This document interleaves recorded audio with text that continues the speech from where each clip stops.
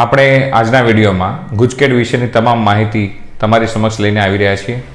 એમાં ગુજકેટને લગતા તમામ પ્રશ્નો, જેમ કે એનો સિલેબસ શું છે, એમાં કેટલા માર્કનું કયા વિષયના અંદરથી પૂછાય છે, કઈ રીતે પૂછાય છે, એનો અભ્યાસક્રમ શું છે, કોર્સમાં એડમિશન લેવા માટે આ જરૂરી એક્ઝામ બને છે તે માટેની આપણે વાત કરીશું। અને એ માટે કેટલું મેરિટ કઈ રીતે ગણવામાં આવે છે, આની અંદર એનું મહત્વ શું છે, એના અંગેની કુલ વાતો આના અંદર કરવાના છીએ આપણે। તો ધ્યાનથી જોજો વિડીયો, અને જેને પણ 12 સાયન્સની પરીક્ષા આ વખતે પૂર્ણ થઈ હોય એવા મિત્રોને શેર કરજો, જેથી એમને હવે જે ગુજકેટ આપવાની છે આ 23 તારીખે 23 માર્ચે, એમાં આના વિશે જો આ પૂરેપૂરી માહિતી હશે તો ચોક્કસથી એમને કામ લાગશે। તો કેમ છો મારા વાલા વિદ્યાર્થી મિત્રો, તમારું હાર્દિક સ્વાગત છે મારી યુટ્યુબ ચેનલ ધવલ સરકડીમાં। તો શરૂ કરીએ છીએ વિડીયો આપણે। તો પહેલાં તો નામ શું છે આનું? ગુજકેટનું પૂરું નામ ગુજરાત કોમન એન્ટ્રન્સ ટેસ્ટ। આ ગુજરાત કોમન એન્ટ્રન્સ ટેસ્ટ 2025માં હવે 23 માર્ચના રોજ લેવાનારી છે, બરાબર? એની જાહેરાત થઈ ગઈ છે। તો ગુજકેટ કોના દ્વારા લેવાય છે? તો GHSEB મતલબ Gujarat secondary and higher secondary board, આપણું જે ગુજરાત બોર્ડ તમારી એક્ઝામ બોર્ડની લે છે એ જ આ બોર્ડ લાગુ પડશે આની અંદર। બીજું આની ખાસિયત મેઇન કે ગુજરાતની કોલેજોની અંદર જ એડમિશન લેવા માટેની જ આ વાત છે। ગુજકેટની એક્ઝામ માત્ર ગુજરાતની કોલેજો અનુસંધાનમાં લેવામાં આવશે। તો ગુજરાતની કોલેજોની અંદર તમારે એડમિશન લેવું હોય તો આ પરીક્ષામાં ઉત્તીર્ણ થવું જરૂરી છે, નાના મેરિટમાં આવવું જરૂરી છે। તો કઈ રીતે કામ લાગે છે ધ્યાન આપજો। તો પહેલાં તો ગુજરાત રાજ્યમાં એન્જિનિયરિંગ ડિગ્રી અથવા ડિપ્લોમા ફાર્મસી, મતલબ કે એન્જિનિયરિંગ અને ફાર્મસી લેવલની કોલેજોની અંદર તમારે પ્રવેશ મેળવવો હોય તો આ પરીક્ષા ફરજિયાત તમારે આપવાની રહેશે। એમાં પરીક્ષાનું માળખું જોઈએ તો મુખ્યત્વે 120 માર્કનું પેપર હોય છે આની અંદર। 120 માર્કના પેપરની અંદર ટોટલ 120 ક્વેશ્ચન, એટલે દરેક પ્રશ્નનો 1 માર્ક તમને મળવા પાત્ર છે, અને માઇનસ સિસ્ટમ છે એની આપણે આગળ વાત કરીએ છીએ। તો 120 માર્ક ટોટલ, 120 ક્વેશ્ચન, દરેકનો 1 ગુણ, બરાબર? ટોટલ 3 કલાકનો સમય મળે છે તમને। આ 3 કલાકની અંદર આ પેપર પૂર્ણ કરવાનું રહેશે।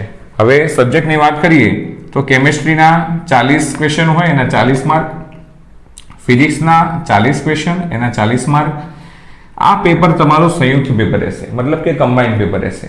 કેમિસ્ટ્રી અને ફિઝિક્સ એ સિંગલ પેપર હશે, મિક્સ। એમાં 40 પ્રશ્નો હશે બંને વિષયના, એટલે ટોટલ 80 માર્કનું પેપર છે આ। 120 મિનિટ મળશે એનો મતલબ 2 કલાક એના માટે મળશે। ત્યારબાદ મેથ્સવાળા અને બાયોલોજીવાળા બંને, અથવા જેના મેથ્સ હોય એને 40 માર્કનું પેપર, અથવા જેના બાયોલોજી હોય એને 40 માર્કનું પેપર અલગથી રહેશે। એનો સમય તમને 60 મિનિટનો રહેશે, જેના 40 માર્ક છે। એનો મતલબ જે લોકોનો મેથ્સ હોય તો મેથ્સ, ફિઝિક્સ, કેમિસ્ટ્રીના 40 120 માર્ક, અથવા તો જો તમારે બાયોલોજી હોય તો કેમિસ્ટ્રી, ફિઝિક્સ અને બાયોલોજી એના 40 અને 40 માર્ક, 120 માર્ક, એ રીતે ગણતરી રહેશે। એમ કરી ટોટલ 120 માર્કની પરીક્ષા લેવામાં આવશે। અને ટોટલ કેમિસ્ટ્રી અને ફિઝિક્સ બંનેનું જે સંયુક્ત પેપર આવે એની માટે તમને 120 મિનિટ એટલે 2 કલાકનો સમય મળશે, જે 80 માર્કનું થશે। અને બાકીનું જે 40 માર્કનું મેથ્સ અથવા બાયોલોજીનું પેપર તમારે જે વિષય તમે રાખ્યો છે એના અનુસંધાનમાં આવશે, એના માટે તમને 1 કલાક, એટલે કે ટોટલ 3 કલાકની આ પરીક્ષા રહેશે, જેની અંદર 4 × 12 120 માર્કના પ્રશ્નો હશે। 120 માર્ક તમારે એના અંદરથી પેપરના ગણાશે, બરાબર? હવે 120 માર્કની અંદર માઇનસ સિસ્ટમ પણ છે। ખોટો જવાબ આવશે તો એક ખોટો છે એનો તો માઇનસ થવાનો, સાથે -0.25 થશે, બરાબર? અને જો સાચો જવાબ આપશો તો +1 માર્ક મળશે તમને। એના પછી કોણ આપી શકે? તો 17 વર્ષ પૂર્ણ થયેલા હોજો, અથવા તો 12 સાયન્સની એક્ઝામ તમે પાસ કરેલી હોવી જોઈએ, એના પછી તમે આપી શકો। OMR તમને અલગ અલગ મળશે, આ પેપરની અલગ OMR અને આ પેપરની પણ અલગ OMR, બંનેની વ્યવસ્થા અલગ રહેશે, બરાબર? કઈ વેબસાઇટ ઉપર તમે માહિતી મેળવી શકો? તો GSEB.org, આ વેબસાઇટ ઉપર બીજી તમામ માહિતી આપેલ છે। જો આના સિવાયની કોઈ માહિતી જોતી હોય તો એના ઉપર તમે મેળવી શકો છો। હવે મુખ્ય પોઈન્ટ કે મેરિટની ગણતરી કઈ રીતે થાય છે? મોટા ભાગના વિદ્યાર્થીઓ જ્યારે પરીક્ષા આપીને આવતા હોય છે તો એમને કોઈ ખ્યાલ હોતો નથી, અથવા પરીક્ષા આપવાની હોય છતાં એમને ખ્યાલ નહીં હોતો કે આ ગુજકેટનું મેરિટ કેટલા ટકા ગણાતું હોય છે, અથવા તો એની ગણતરી કઈ રીતે થાય છે। માનો કે એડમિશન લેવું છે તમારે એન્જિનિયરિંગ કોલેજમાં અથવા તો ફાર્મસી કોલેજમાં, તો એનું મેરિટ જે પડે છે એ કોના આધારે પડશે? તો એની ગણતરી આપણે કરીએ તો બોર્ડની પરીક્ષા જે તમે 12માની પાસ કરો છો એમાં તમારા 2 ગ્રુપ છે, કાં તો A હશે કાં તો B, મતલબ બાયોલોજી કાં તો મેથ્સ। A ગ્રુપ હોય તો મેથ્સ, B ગ્રુપ હોય તો બાયોલોજી। PCB મતલબ ફિઝિક્સ, કેમિસ્ટ્રી, બાયોલોજી, અથવા ફિઝિક્સ, કેમિસ્ટ્રી, મેથ્સ। એ 300 માર્કના જે પેપર તમારે મતલબ 100 માર્કનું કેમિસ્ટ્રી, 100 ફિઝિક્સ અને 100 બાયોલોજી અથવા મેથ્સ, એ 300 માર્કમાંથી તમારે જેટલા માર્ક આવે એના 60% કાઢવાના. ઉદાહરણ તરીકે આપણે 300ની વાત કરીએ તો 300માંથી 300 માર્ક મેળવે, સપોઝ તમારે કેમિસ્ટ્રીમાં 100 આવ્યા અને ફિઝિક્સમાં 100 આવ્યા અને મેથ્સમાં 100 આવ્યા, તો એ 300ના 60% કરવાના. તો શું કરવાનું? તો 300 ગુણ્યા 60 ભાગ્યા 100, જે આવે તમારું બોર્ડનું મેરિટ ગણાય.